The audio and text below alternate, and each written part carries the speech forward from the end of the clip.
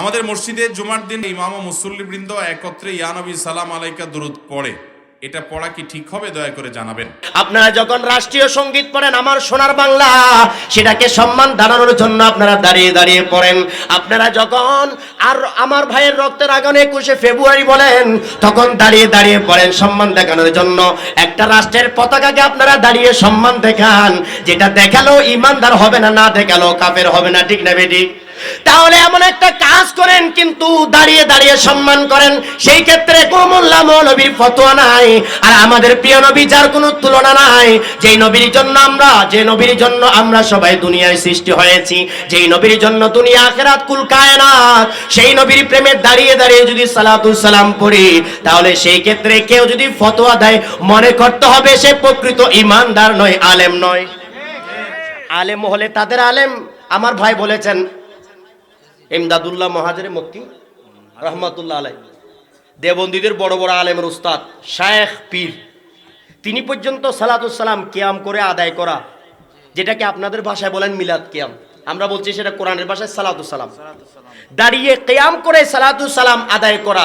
এই দেওবন্দীদের বড় বড় মুফতি যারা, রশিদ আহমদ গাঙ্গুহি, কাসেম নানুতুবি, আশরাফ আলী থানবী, এভাবে খলিল আহমদ আম্বেটিবি, এভাবে যারা আছেন বড় বড়, তাদের আলেম, তাদের শায়েখ, তাদের উস্তাদ, তাদের পীর, খেয়াল করবেন আজকে যারা পীর মানে না তাদের আলেমরাও পীরের অনুসারী, ঠিক না ঠিক? তাদের আলেমরাও পীরের অনুসারী। তাই আপনাদেরকে বলছি যে যারা সত্যিকার আলেম তারা পীর অস্বীকার করে না, কারণ পীর মুর্শিদ এটা নতুন সৃষ্টি হয় নাই, বায়াত নতুন কেউ তৈরি করে নাই, বায়াত কোরআন থেকে এসেছে। ইন্নাল্লাযীনা ইউবাইউনাকা ইন্নামা ইউবাইউনাল্লাহ, কোরআন সূরা আল ফাতহ 10 নম্বর আয়াতের মধ্যে আল্লাহর কোরআন বলছে নিশ্চয়ই যারা আপনি নবীর উপর, নবীর আমাদেরকে বায়াত দেওয়ার হুকুম আছে, আমরাও বায়াত নেওয়ার হুকুম আছে। এই বায়াত মানে প্রিয় নবীর পক্ষে থাকা, এই বায়াত মানে আল্লাহর পক্ষে থাকা, এই বায়াত মানে আল্লাহ এবং প্রিয় নবীর পক্ষে, আল্লাহ এবং রাসূলের দুশমনের বিপক্ষে থাকা, ঠিক না বেঠিক? বায়াত মানে শপথ। বায়াত মানে কি? শপথ। যখন কোনো দল পার্টি ক্ষমতায় আসে, দেখছেন তো কিছুদিন আগে শপথ দিছে না? নেয় কিনা? চেয়ারম্যান সাহেব নেয় কিনা? মেম্বার সাহেব নেয় কিনা? স্কুল কলেজের কোনো গভর্নিং বডি যখন কি হয়, সমিতি হয়, কমিটি হয়, সেই কমিটির সবাই শপথ নেয়। যত দল পার্টি আছে দেখবেন শপথনামা আছে কি নাই? শপথনামা, আমি এটা করব, এটা করব না, এটা করব, এটা করব না, ঠিক না বেঠিক? এই শপথ, বায়াত মানে শপথ নেওয়া যে আমি আল্লাহ রসুলের পক্ষে, আপনার উসিলায় আল্লাহ রসুলের কাছে আমি আল্লাহ রসুলের দিকে চলে গেলাম। আওয়াজ দিয়ে বলুন সুবহানাল্লাহ। আমি পরিপূর্ণভাবে নিজেকে উৎসর্গ করে দিলাম বায়াত গ্রহণ করে। তাই বায়াত নেওয়াটা নতুন বানানো কাহিনী নয়।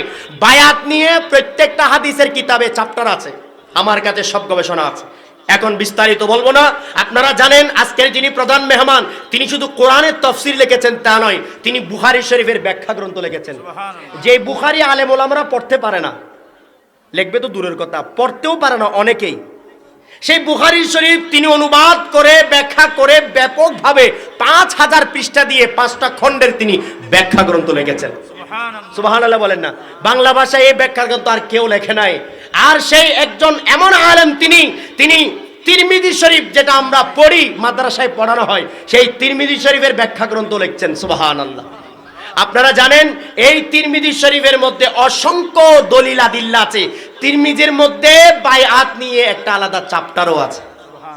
আমি সেজন্য কতটা বললাম, তিরমিজি শরীফ বায়াত নিয়ে একটা চ্যাপ্টার আছে। অতএব বায়াত নেওয়া নতুন কারো বানানো নয়। অনেকে এগুলো বিভ্রান্তি করবে, যারা করবে তাদেরকে বলবো বিভ্রান্তি মানুষকে না করে আমাদের সাথে বসবেন, সমাধান করবেন, মানুষকে ধোঁকা দিবেন না। এই দায়ভার হাসরের ময়দানে সবাইকে নিতে হবে, ঠিক না বেঠিক? আল্লাহুম্মা সাল্লি আলা মাওলানা মুহাম্মদ ওয়ালা মাওলানা ওয়াসাল্লিম। ডানে মাটি বামে মাটি, মাটি হবে বিছানা, অন্ধকারই কবরে পাবেন নূরে নবীর ঠিকানা। আল্লাহুম্মা সাল্লি আলা জোরে মাওলানা মুহাম্মদ ওয়া আলা আলিহি